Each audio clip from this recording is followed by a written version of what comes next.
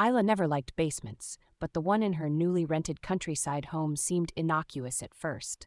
A musty smell, creaky stairs, and piles of forgotten junk from previous tenants. She had been warned by the landlord not to go down there. "It's unstable," he said, avoiding her gaze. But curiosity gnawed at her, especially on nights when strange sounds seemed to echo from below. The first time she went down, she brought a flashlight. The bulb above the stairs had burned out long ago, leaving the space in utter darkness. The beam of her flashlight cut through the shadows, revealing stacks of old furniture and broken boxes. She was about to turn back when her foot nudged something, a small wooden music box. It was ornately carved, its latch rusted shut. She brought it upstairs, figuring it would make for an interesting antique. That night, she woke to a faint, tinny tune drifting through the house. She froze, her eyes snapping open. The music was hauntingly delicate, like an old lullaby. Her pulse quickened when she realized it was coming from the music box, which she hadn't opened. Gathering her courage, she crept to the living room, where she had left the box. The lid was slightly ajar, the tune fading into silence as she approached. She slammed it shut and locked it in a cabinet, brushing off the experience as a trick of the mind. But the following night, the music returned, louder this time, echoing as though it was coming from deep beneath the floorboards. Unable to sleep, Isla decided to investigate the basement again.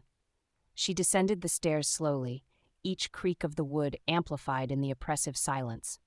The flashlight flickered as she swept it across the room. This time there was something new, muddy footprints leading across the concrete floor, stopping at a blank section of the far wall.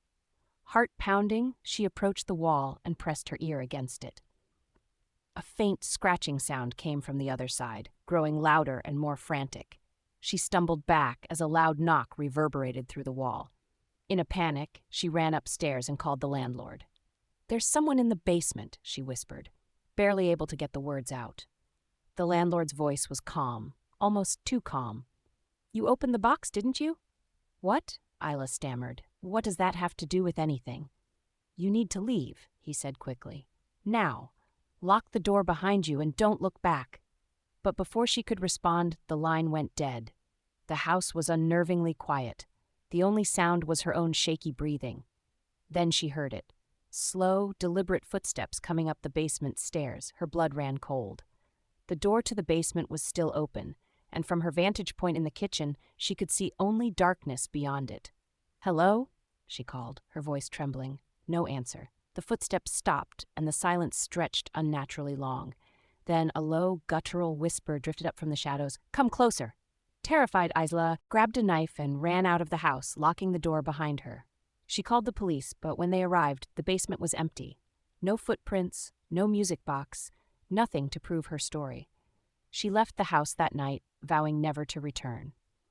Months later, she received a package in the mail with no return address. Inside was the music box, its lid wide open. Attached was a note written in shaky, uneven handwriting, "You can't leave us." And from somewhere in her apartment, the lullaby began to play.